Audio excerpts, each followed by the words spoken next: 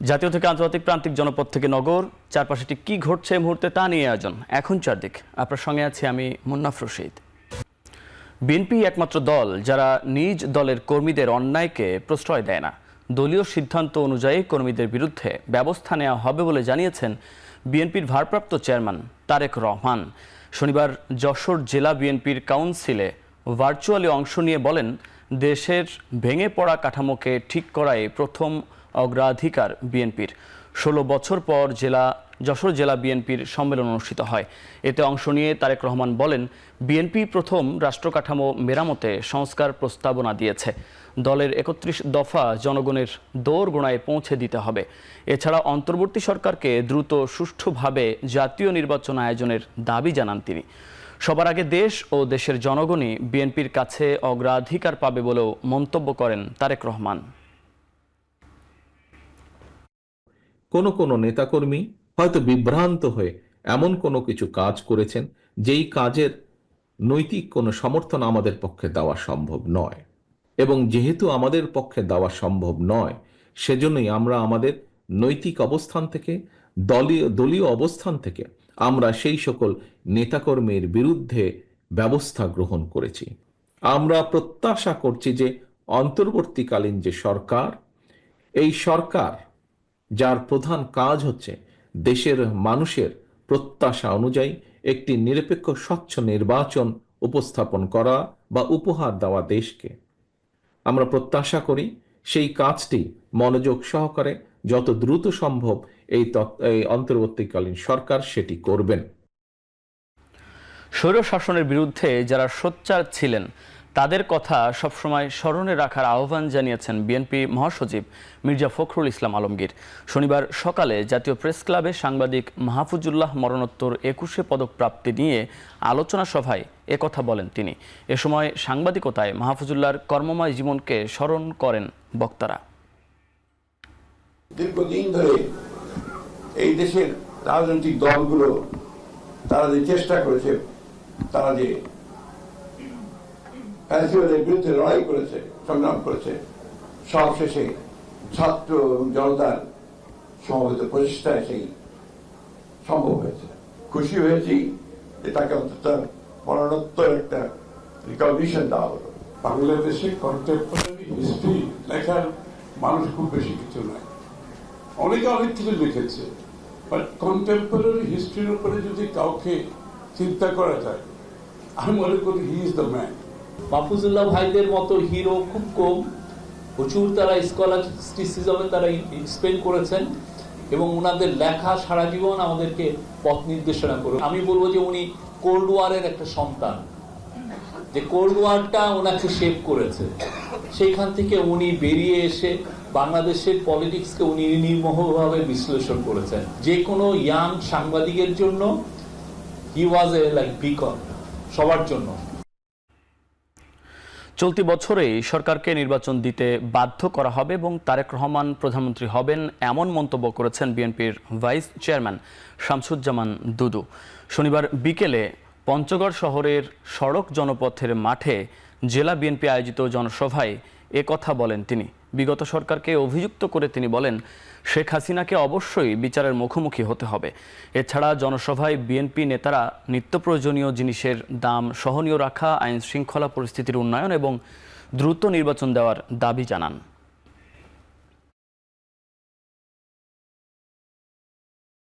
নির্বাচন হবে, আমি কথা দিয়ে যাচ্ছি, এই বছরের মধ্যে নির্বাচন দিতে বাধ্য হবে। বিএনপির খেলা এখনো দেখেন নাই, কয়েকটা জনসভা শুরু করেছে। তারেক সাহেবের এই 17 বছর চেষ্টা, উদ্যোগ, সংগ্রাম, চারটিখানি কথা, সে তো প্রধানমন্ত্রী হবে, ইলেকশন হবে, এই বছরের মধ্যে জনাব তারেক রহমান সাহেব প্রধানমন্ত্রী হবে। আরএফএল ওয়াটার পাম্পের অটো থার্মাল টেকনোলজি, যা বেশি হিটে নষ্ট হয় না, শতভাগ মসৃণ, ব্রাশ ইম্পেলার নিশ্চিত করে অধিক পানির flow. RFL water pump on করলে পানির তুফান। এটিএম আজহারুল ইসলামকে মুক্তি না দিলে সরকারকে জামায়াতের ৩ কোটি কর্মী সমর্থককে জেলে নেয়ার প্রস্তুতি নিতে হবে বলে হুঁশিয়ারি দিয়েছেন দলটির আমির ডক্টর শফিকুর রহমান। শনিবার সকালে লক্ষ্মীপুরে জামায়াতে ইসলামীর গণজমায়েতে প্রধান অতিথির বক্তব্যে তিনি আরও বলেন, ফেসিবাদ বিদায় নিলেও এটিএম আজহারুল ইসলাম এখনও ফেসিবাদের বোঝা বয়ে যাচ্ছে। এ বিষয়ে ক্ষোভ প্রকাশ করে বলেন, স্বেচ্ছায় ২৫ তারিখ আইন শৃঙ্খলা বাহিনীর কাছে ধরা দেবেন তিনি। যেদিন আজহারুল ইসলাম মুক্ত হবে তার পরদিন কারাগার থেকে বের হবেন তিনি।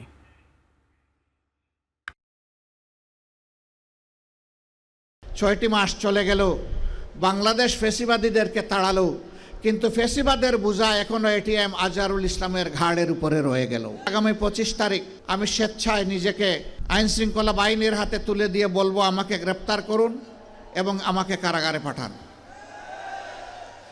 যেদিন আজহারুল ইসলামের মুক্তি হবে তার পরের দিন আমার মুক্তিটা দিয়েন। যদি মুক্তি না দেন, বাংলাদেশ জামাতে ইসলামীকে সরাসরিভাবে আককরি করতে এই দেশের ৩ কোটি প্রাপ্তবয়স্ক মানুষ সমর্থন করে এই ৩ কোটি মানুষকে জেলে নেওয়ার জন্য প্রস্তুত হয়ে যান। এদিকে চাঁদপুরে জামায়াতের আমির ডক্টর শফিকুর রহমান বলেছেন, জনদুর্ভোগ নিরসনে জাতীয় নির্বাচনের আগে স্থানীয় নির্বাচন জরুরি। তিনি আরও বলেন, ৫ আগস্ট যারা চিনে ফেলেছে তারা দুঃশাসন ও দুর্নীতির বিরুদ্ধে প্রতিবাদ চালিয়ে যাবে।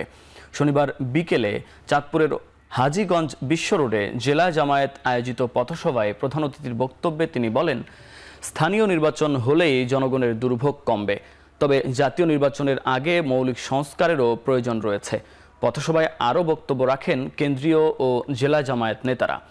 সকাল থেকেই জেলার বিভিন্ন প্রান্ত থেকে হাজারো নেতাকর্মী ব্যানার ও মিছিল নিয়ে পথসভায় যোগ দেন।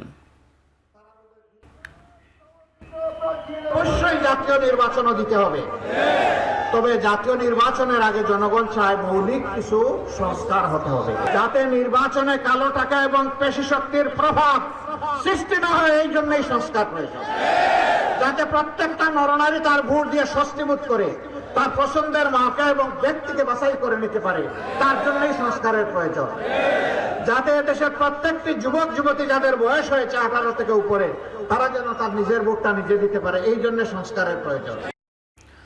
সুন্দর ও ঈদের আনন্দের মতো নির্বাচন উপহার দিতে দেশবাসীর কাছে দোয়া ও সহযোগিতা চেয়েছেন প্রধান নির্বাচন কমিশনার এএমএম নাসির উদ্দিন। তবে এই জন্য ভোটারদের নিজের ভোট পাহারা দেওয়ার আহ্বান জানান সিইসি। শনিবার দুপুরে কক্সবাজারে কুতুবদিয়ায় নিজ গ্রামে বাবা মায়ের নামে প্রতিষ্ঠিত master Talebullah model school and college এবং হাফেজ জালাল উদ্দিন আদর্শ হাফিজিয়া মাদ্রাসা ও এতিমখানার বার্ষিক ক্রীড়া প্রতিযোগিতার পুরস্কার বিতরণ অনুষ্ঠানে একথা বলেন তিনি। জানান, নির্বাচন সুষ্ঠু করতে কমিশন তার পুরো ক্ষমতা প্রয়োগ করবে। আগের মতো ভোট ডাকাতি ও রাতের ভোট আর হবে না আশ্বস্ত করে বলেন, নির্বাচন কমিশন সর্বশক্তি দিয়ে অনিয়ম প্রতিহত করবে। তবে এই জন্য জনগণের সহযোগিতা আশা করেন সিইসি। সাথে নিয়ে একটা আন্দোলন সৃষ্টি করতে চাই, যে ভোটের অধিকার প্রতিষ্ঠার আন্দোলন, শুধু ভোট দেওয়ার অধিকার নয়, ভোটের অধিকার প্রতিষ্ঠার আন্দোলন। আপনার নিজের জমিটা যেমন পাহারা দেন, নিজের ভোটটাও পাহারা দেবেন। কেন্দ্রের দরকার হলে সবাইকে পাহারা দিতে হবে, যাতে সুন্দরভাবে নির্বাচন হয়। আমরা ঈদের আনন্দের মতো একটা ভোট উৎসব করতে চাই, যেদিন মানুষ যাতে ঈদের আনন্দ যেরকম হয় সেইভাবে যাতে ভোটটাকে উদযাপন করতে পারে, আমরা সেরকম একটা ব্যবস্থা সৃষ্টি করতে চাই। আপনারা যারা ভোটের কাজে নিয়োজিত হবেন, আইন আপনাদেরকে যে ক্ষমতা দিয়েছে আইনের ১৬ আনা প্রয়োগ করবেন, আমাদের সমর্থন থাকবে। আমরাও কিন্তু আইনের একদম ১৬ আনা ব্যবহার করব। জুলাই বিপ্লবের পর জাতীয় রাজস্ব বোর্ডের সংস্কার সবচেয়ে জরুরি হয়ে পড়েছে বলে মন্তব্য করেছেন বাণিজ্য উপদেষ্টা শেখ বশির উদ্দিন। শনিবার দুপুরে রাজধানীর তেজগাঁও গুলশান লিংক রোডের একটি কনভেনশন সেন্টারে ত্রয়োদশ জাকাত ফেয়ার 2025-এর উদ্বোধনী অনুষ্ঠানে একথা বলেন। বাণিজ্য উপদেষ্টা আরও বলেন, দেশের কর ব্যবস্থা এবং ব্যবসায়ীদের নৈতিকতায় সংস্কার ছাড়া কোনো সফলতা আসবে না। উদ্বোধনী অনুষ্ঠানে জাকাত আইন ও জাকাত ব্যবস্থাপনা শক্তিশালী করার আহ্বান জানান দেশি বিদেশি বক্তারা। একই সাথে জাকাতকে শুধু ইবাদত হিসেবে না দেখে তার লক্ষ্য ও উদ্দেশ্য সম্পর্কে রাষ্ট্রকে মনোযোগী হওয়ার আহ্বানও জানান তারা। আগামীকাল রোববারও চলবে জাকাত ফেয়ার, যেখানে অংশ নিয়েছে বিভিন্ন দাতব্য সংস্থা ও আর্থিক প্রতিষ্ঠান। নৈতিক অবক্ষয় আমাদের ঘটেছে। আমরা সম্পূর্ণভাবে ডিনাইলের মধ্যে বাস করছি। আমরা একেবারেই কারণ আমাদের নেতৃত্ব যারা দান করেন তারা এমনভাবে ভোগে নিমজ্জিত আছেন যে অপরিসীম ভোগ, তাদের কোনো রকমে ঘুম ভাঙছে না। সেই পরিমাণই ট্যাক্স দিয়েছেন। জাকাত দূরের কথা, মানুষের নৈতিকতা বিহীন যখন ভাবে আমরা তৈরি হই, আমরা যখন আস্তে আস্তে যাই, তখন না ট্যাক্সের দায় বোধ করি, না জাকাতের দায় বোধ করি, না ধর্মীয় যে দায় আমাদের, না আমরা সেটা বোধ করি। এই সমাজটা আমরা অবশ্যই চাই না। আমরা একটা সুষম সমাজ চাই। 17 বছরের জঞ্জাল ও অব্যবস্থাপনা মাত্র 15 মাসে দূর করা সম্ভব না। ভেঙে যাওয়া রাষ্ট্র ব্যবস্থাকে টেনে তুলতে সময় লাগবে। তাই সকলকে ধৈর্য ধরার আহ্বান জানান নৌ পরিবহন উপদেষ্টা এম শাখাওয়াত হোসেন। শনিবার দুপুরে নোয়াখালীর নিঝুম দ্বীপে লাইট হাউস প্রকল্পের পরিদর্শন শেষে কথা বলেন তিনি। সাংবাদিকদের সঙ্গে মতবিনিময়ে তিনি আরও জানান, দ্রব্যমূল্য বর্তমানে অনেকটাই নিয়ন্ত্রণে। রমজান উপলক্ষে প্রচুর পরিমাণে নিত্য প্রয়োজনীয় পণ্য বিভিন্ন দেশ থেকে আমদানি করা হয়েছে। রমজানে ব্যবসায়ীরা সিন্ডিকেট তৈরি করে, তাই প্রশাসনকে নির্দেশনা দেয়া আছে বাজার সিন্ডিকেট ভেঙে দিতে। এই বিষয়ে সকলের সহযোগিতার আহ্বান জানান তিনি। এছাড়াও নিঝুম দ্বীপে পর্যটনের ব্যাপক সম্ভাবনা কাজে লাগাতে সরকার উদ্যোগ নেবে বলেও জানান তিনি।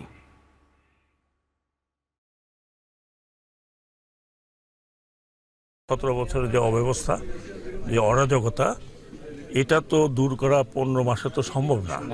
যে অবস্থাতে একটা সরকার বিদায় নিয়েছে, পালায় গেছে, বিদায় না পালায় গেছে, সবকিছু ফেলেছে, পালায় গেছে, রাষ্ট্র ব্যবস্থাকে ভাঙচুর করে পালায় গেছে। তো সেইটা আবার টেনে তুলতে একটু সময় তো লাগবে। রোজা আসলে মনে করে এটা হরিণ লুটে জায়গা, দাম বাড়া দেখা সিন্ডিকেট তৈরি করে। তো আমরা আশা করব যে এই ব্যাপারে আমরা অত্যন্ত ভিজিলেন্ট। দেশের সংস্কার রাজনৈতিক দলগুলোর সদিচ্ছার উপর ছেড়ে দেয়া যাবে না বলে মন্তব্য করেছেন জাতীয় নাগরিক কমিটির যুগ্ম আহ্বায়ক সারওয়ার তুষার। শনিবার দুপুরে রাজধানীর ব্র্যাক সেন্টারে সানেমের 3 দিনের বার্ষিক অর্থনৈতিক সম্মেলনের দ্বিতীয় দিনে কথা বলেন তিনি। শনিবার দুপুরে রাজধানীর ব্র্যাক সেন্টারে সানেমের 3 দিনের বার্ষিক অর্থনৈতিক সম্মেলনের দ্বিতীয় দিনে তিনি আরও বলেন, অতীতেও নির্বাচিত দলগুলো সংস্কারের কথা বলে ক্ষমতায় এসে সংস্কার করেনি। সংবিধানে অপরিবর্তনীয় কিছু মৌলিক সংস্কারের দাবি জানান তিনি। আর সংবিধান সংস্কারকে দীর্ঘমেয়াদী প্রক্রিয়া উল্লেখ করে সংবিধান সংস্কার কমিশনের প্রধান অধ্যাপক আলী রিয়াজ বলেন, এ বিষয়ে সংস্কার দ্রুত ও গ্রহণযোগ্য করতে গণভোট আয়োজন করা যেতে পারে।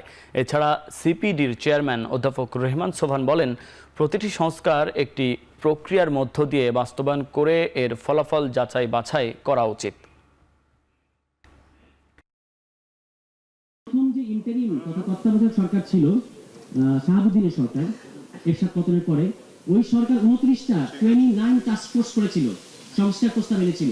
পরবর্তী যে নির্বাচিত সরকার একটা রিফর্মও তারা ইমপ্লিমেন্ট করেনি। আপনি খেয়াল করে দেখেন, ইন্ডিয়া এখানে রিফর্ম চাচ্ছে না। তার প্রতিদিন তাদের পালকি শর্মারা বলছে ডক্টর ইউনূস ইলেকশন দিচ্ছে না কেন? পার্সোনাল চয়েস হিসেবে আমাকে বলে, আমার ধারণা যদি একটা ন্যাশনাল চার্টার করে রেফারেন্ডাম আগে করা যায়, যে কোনো পলিটিক্যাল পার্টি অ্যাডহার করতে বাইন্ডিং কমিশন করা, তাহলে এগুলোর ইমপ্লিমেন্টেশনের সম্ভাবনা বাড়ে। How far this will really depend on the processes which have been put in motion and which will then have to be operationalized. I mean, there are a whole bunch of actions which are needed to operationalize it. And then you have to implement it, and then you have to test the outcome. চাকরি স্থায়ী করার দাবিতে রাজধানীর জাতীয় press ক্লাবের সামনের সড়ক অবরোধকারী ফ্রিল্যান্সারদের ছত্রভঙ্গ করে দিয়েছে পুলিশ। আহত হয়েছেন প্রায় 10 জন, আটক করা হয়েছে বেশ কয়েকজনকে। শনিবার বিকেলে প্রেস ক্লাবের উভয় সড়ক অবরোধ করলে পুলিশ জলকামান ও সাউন্ড গ্রেনেড নিক্ষেপ করে তাদের সরিয়ে দেয়। এর আগে দুপুর থেকেই ঠিকাদার পদ্ধতি বাতিল করে সব কর্মচারীকে স্ব প্রতিষ্ঠানে চাকরিতে স্থায়ীকরণের দাবি না মানা পর্যন্ত সড়ক না ছাড়ার ঘোষণা দেয় সারা দেশ থেকে আগত ফ্রিল্যান্সাররা। পুলিশ বলছে বিক্ষোভকারীদের অনুরোধ করার পরেও ভোগান্তি সৃষ্টি করায় পদক্ষেপ নিতে বাধ্য হয়েছেন তারা। এদিকে আউটসোর্সিং কর্মচারীদের দাবি নিয়ে রোববার সকাল 10টায় তাদের সাথে আলোচনায় বসার কথা জানিয়েছে জাতীয় নাগরিক কমিটি। 2 সপ্তাহের মধ্যে সমস্যা সমাধানের আশ্বাস দিয়েছেন নাগরিক কমিটির শ্রম সেলের নির্বাহী সদস্য মাজহারুল ইসলাম। কয়েক দফায় আমি সহ আমার অফিসারদেরও পাঠাইছি। আমরা বলছি যে ভাই আপনারা রাস্তাটা শুধু ছেড়ে দেন, বাদ বাকি আপনারা বসে থাকেন, আপনাদের দাবি দেওয়া আদায় হোক বা যাই হোক, এটা আপনারা আপনাদের ব্যাপার, রাস্তাটা ছেড়ে দেন। জনদুর্ভোগ হচ্ছে, রাস্তাটা কিন্তু তারা কোনোভাবে রাস্তা ছাড়বে না। এরপরে আমরা ওয়ার্নিং দিয়েছি, 10 মিনিটের সময় দিয়েছি, এরপরেও রাস্তা ছাড়ে নাই। তখন আমরা বাধ্য হয়ে আমাদের ওয়াটার কারণ যেটা আছে, জলকামান বলে, এই জলকামানের পানি আমরা প্রথমে দিয়েছি, দিয়ে আমরা সাউন্ড গ্রেনেড দিয়ে তাদেরকে ডিসপাস করেছি। আপনাদের দাবির প্রেক্ষিতে আমি আবারও বলছি যে উপদেষ্টা মাহফুজ আলমের সাথে আমার কথা হয়েছে। উনি বলেছেন যে 2 সপ্তাহ সময় লাগতে পারে মন্ত্রিপরিষদ বৈঠকের জন্য। সুতরাং আপনারা যেহেতু বলছেন আগামীকালকে থেকে প্রক্রিয়া শুরু করতে হবে, সেই প্রক্রিয়া শুরু করার জন্য যে কাজগুলো করতে হবে সেগুলো আপনারা করেন। আপনাদের লিখিত দাবিগুলো দিন আমাদের কাছে, আমরা কালকে 10টা থেকে এটা নিয়ে আমরা কাজ করব। ঢাকা টাঙ্গাইল মহাসড়কে রাজশাহীগামী বাসে ডাকাতি ও নারী যাত্রীদের শ্লীলতাহানির ঘটনায় গ্রেপ্তার হওয়া 2 ডাকাত আদালতে স্বীকারোক্তিমূলক জবানবন্দি দিয়েছেন। তবে স্বীকারোক্তি না দেওয়ায় আরেক আসামিকে 5 দিনের রিমান্ড দিয়েছেন আদালত। শনিবার দুপুর থেকে সন্ধ্যা পর্যন্ত সিনিয়র জুডিশিয়াল ম্যাজিস্ট্রেট নওরিন করিম আসামিদের জবানবন্দি লিপিবদ্ধ করেন। এর আগে সাভারে অভিযান চালিয়ে 3 জনকে গ্রেপ্তার করে পুলিশ। এ সময় লুণ্ঠিত 3টি মোবাইল ফোন, একটি ছুরি ও 29,370 টাকা উদ্ধার করা হয়। পুলিশ সুপার মিজানুর রহমান জানান, ঘটনার 14 ঘন্টার মধ্যেই 3 জনকে গ্রেপ্তার করা হয়েছে। বাকিদের ধরতে অভিযান চলছে। ইতোমধ্যে এই মহাসড়ক বাস ডাকাতির 3 জন সক্রিয় সদস্য মুহিত, সবুজ এবং শরীফুজ্জামানকে আমরা গ্রেপ্তার করতে সক্ষম হয়েছি। এই ঘটনায় তারা প্রাথমিকভাবে স্বীকার করেছে এবং এই ঘটনার সাথে আরও কয়েকজন তাদের সাথে ছিল। আমরা সেই বিষয়গুলো নিয়ে তদন্ত করছি এবং আশা করছি খুব শিগগিরই এই ঘটনার পুরো রহস্য উদ্ঘাটন করতে আমরা সক্ষম হব। আইন শৃঙ্খলা পরিস্থিতি উন্নতির দাবি জানিয়ে মানববন্ধন করেছে ঢাকা বিশ্ববিদ্যালয়ের সাধারণ শিক্ষার্থীরা। আইন শৃঙ্খলা পরিস্থিতি নিয়ে ঢাকা বিশ্ববিদ্যালয়ের ভিসি চত্বরে মানববন্ধনে শিক্ষার্থীরা বলেন, গত 2 দিনে 18টি ধর্ষণের ঘটনা ঘটেছে। প্রতিদিন অবনতি হচ্ছে আইন শৃঙ্খলা পরিস্থিতির। ধর্ষকদের দৃষ্টান্তমূলক শাস্তি নিশ্চিত করলে ধর্ষণের ঘটনা কমবে বলে মনে করেন মানববন্ধনে অংশ নেয়া শিক্ষার্থীরা। ধর্ষকের শাস্তি হতে হবে মৃত্যুদণ্ড, এবং সেই অত্যন্ত দীর্ঘমেয়াদী পন্থায়, দীর্ঘমেয়াদী উপায়ে, আরো কঠিন উপায়ে তাদেরকে মৃত্যুদণ্ড দিতে হবে। তাদেরকে এমন শাস্তি দিতে হবে যাতে করে এটা ভাবতে গেলে আমাদের কলিজা কেঁপে ওঠে। জুলাই অভ্যুত্থানের পরে অন্তত আমরা আশা করছিলাম যে আমাদের দেশ হবে নারীদের জন্য নিরাপদ। 6 মাস পার হয়ে যাওয়ার পরে আমরা অত্যন্ত ভারাক্রান্ত মন নিয়ে আজকে আপনাদের সামনে হাজির হয়েছে যে আমরা অন্তর্বর্তীকালীন সরকারের ব্যর্থতা ছাড়া আমাদের চোখে আর কিছুই পড়ছে না। রাষ্ট্রযন্ত্র যদি দেশের নাগরিকের জন্য কাজ না করে তাহলে এই রাষ্ট্রযন্ত্রের কোনো দরকার নেই। ইন্টারিম গভর্নমেন্টের উপর আমাদের যে প্রত্যাশা ছিল, যে আশা ভরসা ছিল, তা ভেঙে যাচ্ছে দিন দিন। জনস্বাস্থ্য সুরক্ষায় তামাক মুক্ত বাংলাদেশ অর্জনে তামাক নিয়ন্ত্রণ আইনের প্রস্তাবিত সংশোধনী দ্রুত পাশের দাবি জানিয়েছেন ডেভেলপমেন্ট অর্গানাইজেশন অব রুরাল পুর ডরপের যুব ফোরামের সদস্যরা। শনিবার সকালে রাজধানীর জাতীয় প্রেস ক্লাবের সামনে মানববন্ধনে এ দাবি জানান তারা। এ সময় বক্তারা বলেন, বাংলাদেশে 13 থেকে 15 বছর বয়সী প্রায় 7% কিশোর কিশোরী তামাক সেবন করে, যার মধ্যে 3% ধূমপায়ী।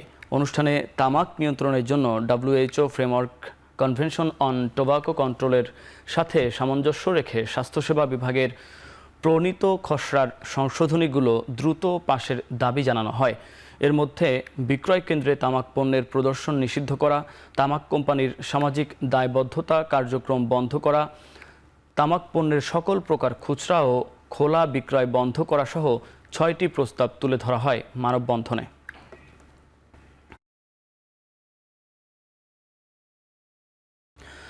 জনসচেতনতা ছাড়া সিটি কর্পোরেশনের একার পক্ষে নগরীকে পরিচ্ছন্ন রাখা সম্ভব নয় বলে জানিয়েছেন চট্টগ্রামের মেয়র ডাক্তার শাহাদাত হোসেন।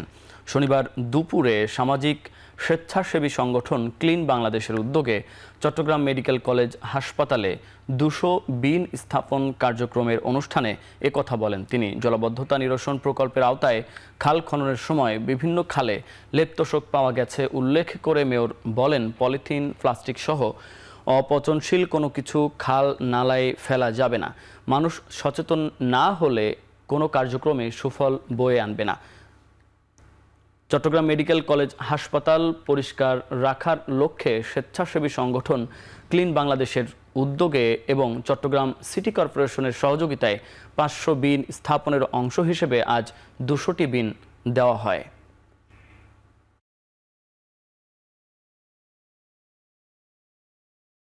এই শহরকে আমাদের নিজেদের শহর মনে করতে হবে। এই শহরের নালা, খাল, বিল, জলাশয় এগুলি মনে করতে হবে আমাদের এই সম্পদ। কাজে আমরা কখনো আমাদের এই সম্পদগুলোকে নষ্ট হতে দেব না। আমরা কোনো ক্রমেই নালা, খাল, বিল অপরিষ্কার রাখবো না। সেখানে আমরা ময়লা, এই যে প্লাস্টিক, পলিথিন, সেটা আমরা ফেলবো না। জাকাত আদায় ও বন্টনে দেশে এখনও সরকারিভাবে শক্তিশালী আইন ও প্রাতিষ্ঠানিক কাঠামো গড়ে না ওঠায় আশানুরূপ জাকাত আদায় সম্ভব হচ্ছে না। শনিবার দুপুরে চট্টগ্রামে সওয়াব ফাউন্ডেশন আয়োজিত আর্থসামাজিক উন্নয়নে জাকাতের ভূমিকা শীর্ষক সেমিনারে একথা বলেন বক্তারা। ধনী দরিদ্রদের বৈষম্য নিরসনে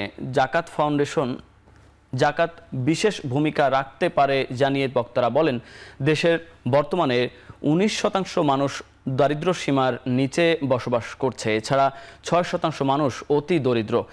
প্রাতিষ্ঠানিক উপায়ে যথাযথভাবে জাকাত আদায় ও বন্টন করা গেলে আগামী 5 থেকে 10 বছরের মধ্যেই দেশ দরিদ্র মুক্ত হবে। সেমিনারে বক্তব্য রাখেন চট্টগ্রাম সহ বিভিন্ন বিশ্ববিদ্যালয়ের শিক্ষকরা।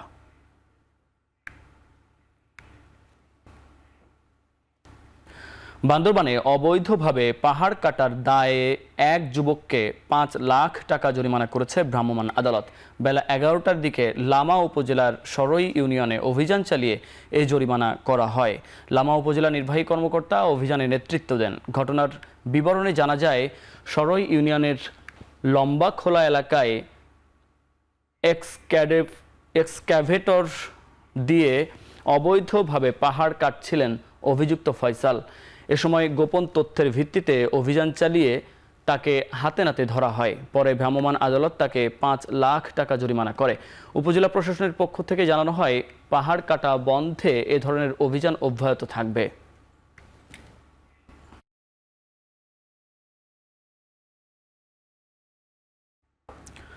সালাম স্টিলের সারা দেশের ডিলারদের দিয়ে অনুষ্ঠিত হলো ডিলার সম্মেলন 2025। শনিবার রাজধানীর একটি হোটেলে এই সম্মেলন অনুষ্ঠিত হয়। অনুষ্ঠানে সালাম গ্রুপের ব্যবস্থাপনা পরিচালক আলহাজ আব্দুস সালাম প্রধান অতিথি হিসেবে উপস্থিত ছিলেন। 2024 সালের পণ্য বিক্রিতে সাফল্যের জন্য পুরস্কৃত করা হয় ডিলারদের। একসাথে আগামীর পথে স্লোগান দিয়ে দেশের বিভিন্ন অঞ্চল থেকে আগত ডিলাররা চলতি বছরের জন্য তাদের ব্যবসায়িক পরিকল্পনা তুলে ধরেন। সালাম স্টিলের চেয়ারম্যান রেজাউল করিমের সভাপতিত্বে আয়োজনে পরিচালক মোহাম্মদ নুরুল ইসলাম, সৈয়দ মাহবুব ইসলাম, সৈয়দ আরাফাত সালাম সহ কোম্পানির ঊর্ধ্বতন কর্মকর্তারা উপস্থিত ছিলেন। সালাম স্টিলের বিপরীত নাম একমাত্র সততা এবং সর্বত্রই আমরা যেখানে যাই করি, যা জবান দেই তা রাখতে চেষ্টা করি এবং 100% ইনশাল্লাহ রেখি। আর আমাদের সবচেয়ে বড় পুঁজি যেটা, সেটা কোয়ালিটি। এই মিলন মেলা আমাদের ব্যবসা যতটুকু অগ্রগতি হচ্ছে সেটা আপনাদেরকে জানানোর জন্যই এই মিলন মেলাটা তৈরি করা হয়। অনুষ্ঠিত হলো ইম্পেরিয়াল স্টার অ্যাওয়ার্ড এবং কালচারাল ফেস্টিভ্যাল 2025। শনিবার রাজধানীর কৃষিবিদ ইনস্টিটিউশনে এই অনুষ্ঠানের আয়োজন করে imperial international school and college, যেখানে বিভিন্ন স্কুল কলেজের 16 জন কৃতি শিক্ষার্থীকে ল্যাপটপ এবং 16 জনকে ট্যাব প্রদান করা হয়। এতে অংশ নেন প্রায় 300 শিক্ষার্থী ও তাদের অভিভাবকরা। এ সময় এসএসসি ও এইচএসসি পরীক্ষায় জিপিএ 5 প্রাপ্তদেরও সংবর্ধনা দেওয়া হয়। অনুষ্ঠান শেষ হয় সাংস্কৃতিক আয়োজনের মধ্য দিয়ে।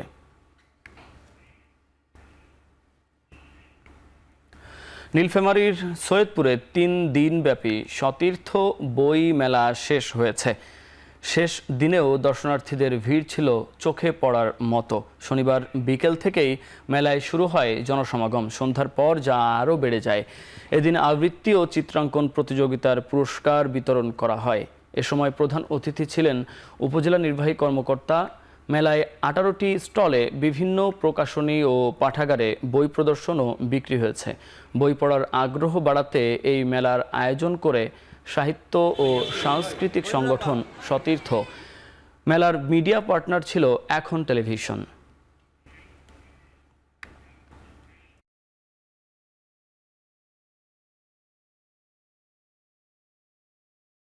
ইসরায়েলি জিম্মিকে মুক্তি দিল হামাস। বিনিময়ে ইসরায়েল মুক্ত করেছে 620 ফিলিস্তিনি বন্দীকে। এরই মধ্যে 491 জন ফিলিস্তিনি জিম্মিকে রেড ক্রসের কাছে হস্তান্তর করা হয়েছে। যুদ্ধবিরতির মধ্যে শনিবার ষষ্ঠ ও শেষ দফায় চলছে বন্দি বিনিময়। আজই জন্মভূমিতে ফিরবেন ইসরায়েলে কারাবন্দি 600-র বেশি ফিলিস্তিনি। এর আগে বৃহস্পতিবার পরিচয়হীন এক ব্যক্তির মরদেহ হস্তান্তরের অভিযোগ ওঠে হামাসের বিরুদ্ধে, যার মূল্য পরিশোধ করতে হবে বলে হুমকি দেন ইসরায়েলি প্রধানমন্ত্রী বেনিয়ামিন নেতানিয়াহু। তবে শুক্রবার নির্ধারিত জিম্মির মরদেহ হস্তান্তরের পর অনিচ্ছাকৃত ভুলের কথা স্বীকার করে হামাস। শেষ ধাপের বন্দি বিনিময়ের পর ভঙ্গুর অস্ত্রবিরতি দ্বিতীয় দফায় গড়াবে না বলে শঙ্কা নিঃস্ব ফিলিস্তিনিদের।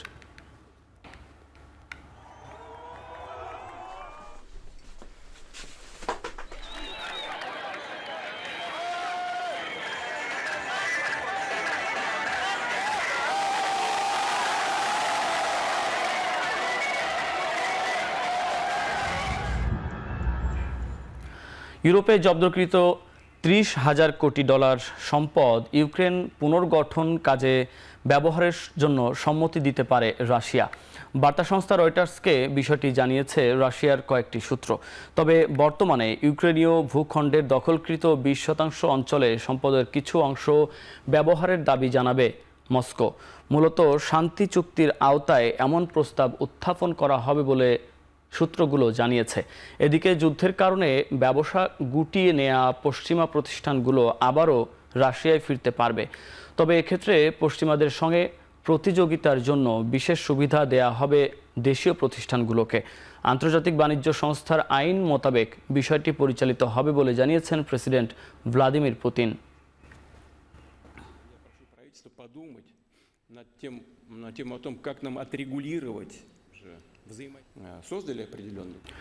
ভারতীয় বংশোদ্ভূত ব্রিটিশ লেখক সালমান রুশদিকে ছুরিকাঘাত করে হত্যা চেষ্টার ঘটনায় এক ব্যক্তিকে দোষী সাব্যস্ত করেছেন যুক্তরাষ্ট্রের একটি আদালত।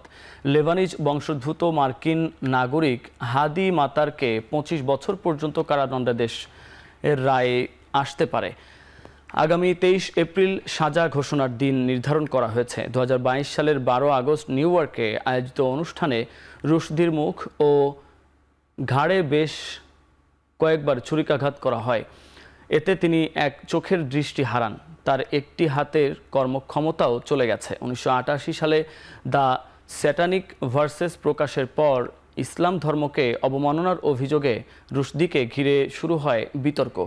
বইটি প্রকাশের 1 বছরের মাথায় সালমান রুশদির মৃত্যুদণ্ডের ফতোয়া জারি করেন ইরানের সর্বোচ্চ ধর্মীয় নেতা Ayatollah Ali Khamenei. In 1989, Ayatollah Ruhollah Khomeini, then Iran's supreme, though Khomeini's successor. ঘন তুষারের চাদরে ছেয়ে গেছে জাপানের উত্তরাঞ্চলের বেশ কয়েকটি শহর। শুক্রবার স্থানীয় সময় বিকাল 3টা পর্যন্ত সুনান শহরে সর্বোচ্চ 367 সেন্টিমিটার তুষারপাত রেকর্ড করেছে দেশটির আবহাওয়া দপ্তর। আগাম আবহাওয়া সতর্কতা জারি আছে জাপান সাগরের নিকটবর্তী 4টি প্রদেশে।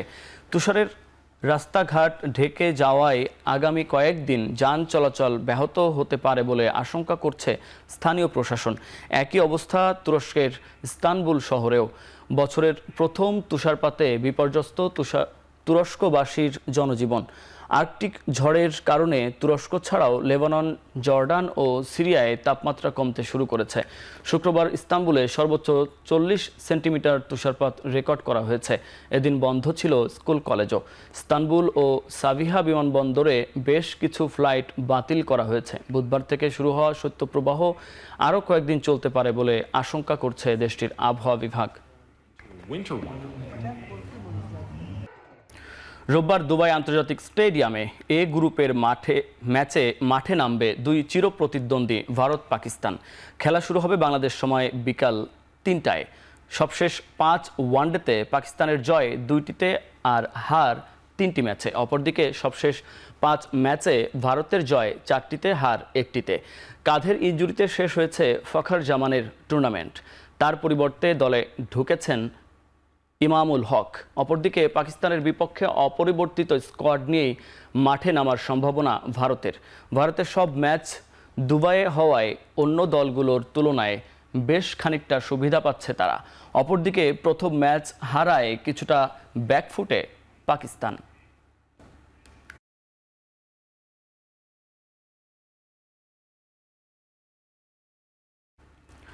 চ্যাম্পিয়ন্স ট্রফিতে গ্রুপ পর্বের বাকি 2 ম্যাচ খেলতে দুবাই থেকে পাকিস্তানে পৌঁছেছে বাংলাদেশ।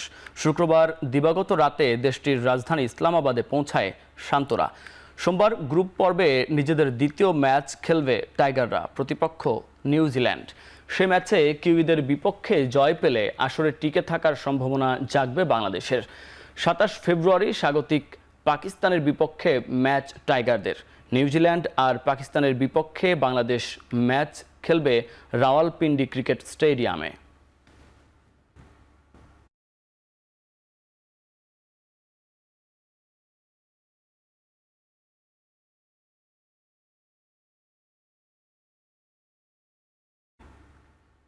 ঢাকা প্রিমিয়ার লিগ 2024-25-এর দল বদলের প্রক্রিয়ায় অংশগ্রহণ করেছেন সাকিব আল হাসান। প্রিমিয়ার লিগের 2 দিনের খেলোয়াড় নিবন্ধন কার্যক্রমের প্রথম দিনে লিজেন্ডস অফ রূপগঞ্জের হয়ে রেজিস্ট্রেশন করার জন্য আনুষ্ঠানিক কার্যক্রম শুরু করেছেন সাকিব আল হাসান ও রূপগঞ্জ কর্তৃপক্ষ। এরই মধ্যে দলটির হয়ে খেলতে নিজের ছবি ও তথ্য পাঠিয়ে দিয়েছেন তিনি।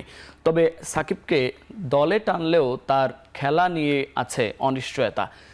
দেশের রাজনৈতিক পট পরিবর্তনের পর থেকে আর দেশে আসেননি তিনি। গেল বিপিএলে চিটাগং কিংসের সঙ্গে চুক্তি করলেও শেষমেশ খেলা হয়নি এই অলরাউন্ডারের।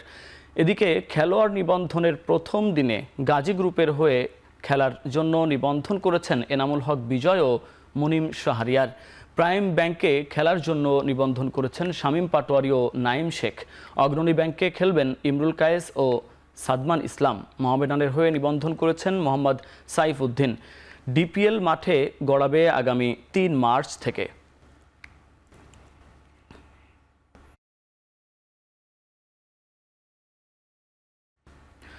বিদ্রোহী নারী ফুটবলারদের নিয়ে ইতিবাচক থাকার আহ্বান জানালেন বাংলাদেশ ফুটবল ফেডারেশন সভাপতি তাবিত আওয়াল। এছাড়াও বাফুফে প্রধানের আশা 21 পদক জয় দেশের নারী ক্রীড়াবিদদের ভবিষ্যতে অনুপ্রেরণা যোগাবে।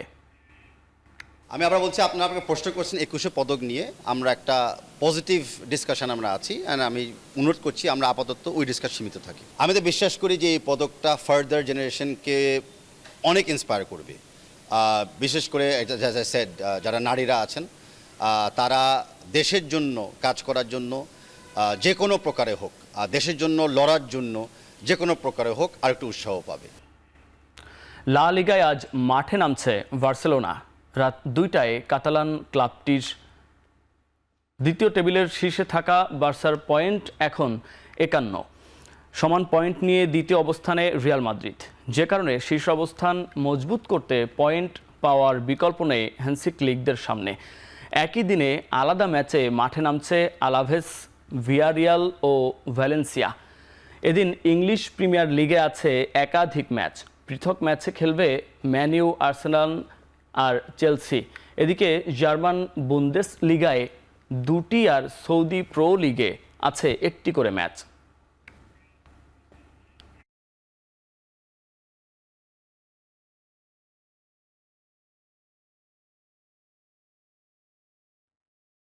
শেষ করছি এখন চারদিক। এখন টেলিভিশন ওয়েবসাইটে দেখতে ভিজিট করুন www.ekon.tv এবং ফেসবুকে দেখতে ভিজিট করুন facebook.com/tv.ekon এবং ইউটিউবে দেখতে ভিজিট করুন youtube.com/c/ekhon tv।